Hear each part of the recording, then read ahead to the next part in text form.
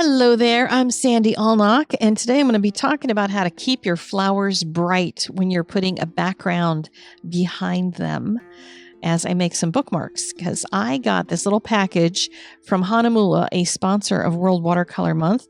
They sent a bunch of these out to World Watercolor Month ambassadors like me and wanted us to test it out and see what we thought.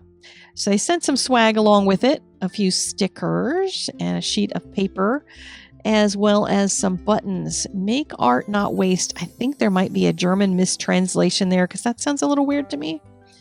But anyway, the kit itself, which you can get at a whole bunch of different retailers. There's a link to all the retailers if you want to go physically shop at a store and get it, or you can get it on Amazon. I have a link down there for that as well. Comes with 3 colors by Schmincke. It comes with a pad of watercolor paper cut in bookmark size, as well as a teeny tiny brush. So itty bitty. Let's see what we can make with these art supplies, shall we?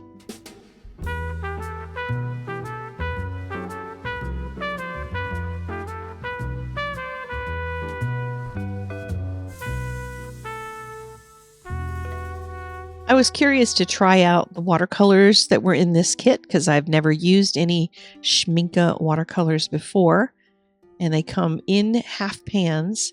I didn't have a palette that I could stick them into, so I came up with an alternate solution for the lemon yellow, the cad red light, and the helio cerulean blue. 3 colors that I have not used before necessarily, and I put them onto my little tile from the hardware store by using glue dots. And then I labeled them so I would remember what's in them and what brand they are.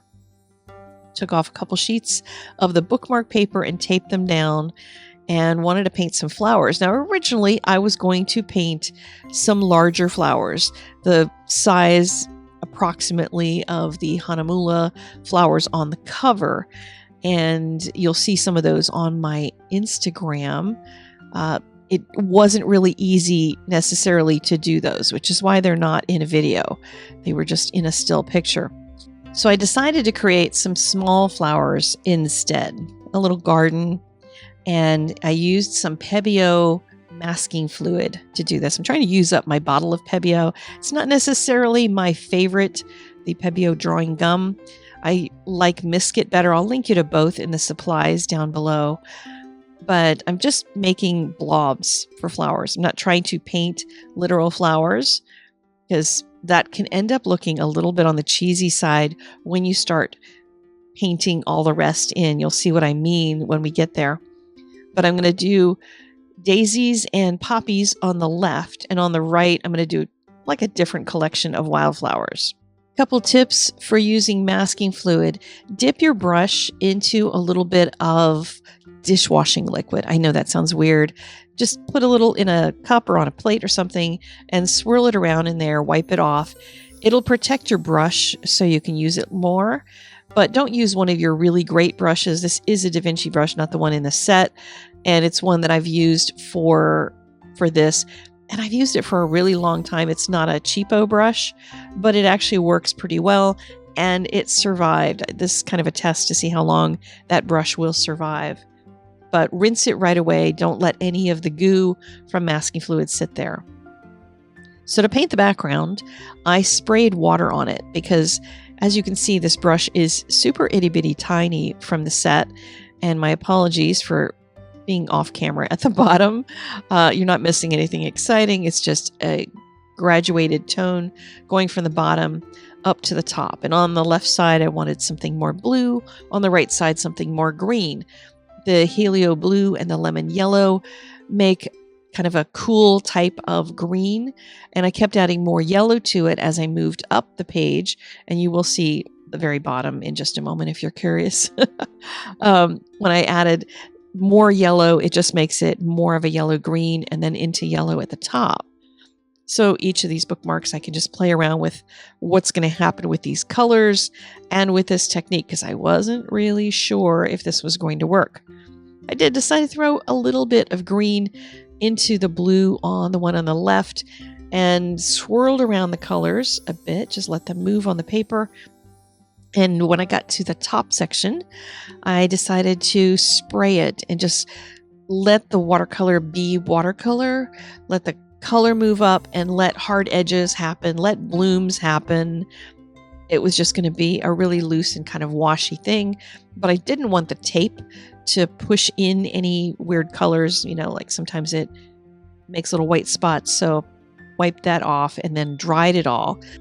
And then I could use the rubber cement pickup to lift up all of that masking fluid. And you can see how all the flowers are just little white blobs. The masking fluid protects them. I did find a little bit of pilling where I was pulling up the masking fluid. I haven't used Hahnemuhle's paper before, and it's a little sensitive on the surface. So you don't want to do any work where you're going to do a lot of heavy scrubbing or be gentle with your masking fluid. That the surface of the paper is just kind of soft. So now we're on to painting the gardens themselves. And this tiny brush, this is what I wanted the tiny brush to be able to do, was paint something tiny. You can get a very fine point with this. And I didn't have any problem with the point of the brush whatsoever. I did find it a little challenging to hold this teeny tiny brush. If you have small hands, this might be really easy for you. It was more challenging for me simply because I have big old hands and I'm also used to really big brushes. It is a Da Vinci brush, so the way it paints is fine. It was, just what I expected from a Da Vinci. It is a synthetic brush, which is often what I use for some of the really fine work that I do, because synthetic brushes don't hold a lot of water in them. So you won't end up with a big flood of water. You can use them to make really fine lines. And that's what I'm doing here, to make some stems for the flowers and trying to crisscross them, kind of let them flop around in different ways, add in a few leaves here and there, and working my way up the page to go off of the area with the color, because that's going to allow the flowers to continue past the background and make it look like there's a misty background behind them. So for the poppies, I started by painting a little bit of the yellow, had some orange mixed up and ready to go. Orange, of course, mixed with the red and the yellow. And then just started dropping some of that color in there so that my flowers have a two-tone look to them, a little bit of shading, that sort of thing. And then I could also drop in a little bit of red, which adds even a bit more punch to the poppies. And so I'll do that through the whole piece. Now, if I had tried painting these orange, yellow, red flowers on top of the blue, it would have turned into mud, which is why I wanted to reserve that white so that all these flowers could be the same color on the entire painting, not just in that top section where it's on a white background. So that's one of the values of using some masking fluid. Now, before I get to the second of these bookmarks, which I don't think came out as good as the first, I wanted to mention I've been doing some bookmarks over on Zoom. And each one of them is on Wednesdays. I do free Zoom calls. One day we did espresso coffees, and another day we did birdhouses. We did that this week. These Zoom calls are free if you watch them live. And if you've missed them, or if you're not able to make the future ones because your schedule doesn't allow you to, then you can get the ocean bookmarks, the birdhouses, the coffee, and all the other ones we're doing throughout July. It'll be 5 hours of Zooms in a class that is $25, and the full $25, I don't make anything from it, goes to the International Child Art Foundation. After this month, it will revert to being a normal class, but for 5 hours of watercolor bookmarks, that's a pretty reasonable price to raise money for charity. So you can see the link in the doobly-doo for all of my World Watercolor Month shenanigans, as well as a link for that class. All right, back to the bookmarks here.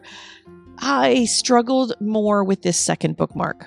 I wanted to put some stalk flowers in there, so I did end up leaving some areas that looked more stalk-like. So I had rows of the blobs and other shaped blobs for different kinds of flowers. I didn't plan all of this as well as I might have. As I was watching myself paint this while doing this voiceover, I was trying to figure out where I'd gone off the rails because I didn't end up liking this bookmark nearly as much as the other. I painted the yellow centers with a dab of orange into the middles of them. So I got these daisies, which was great.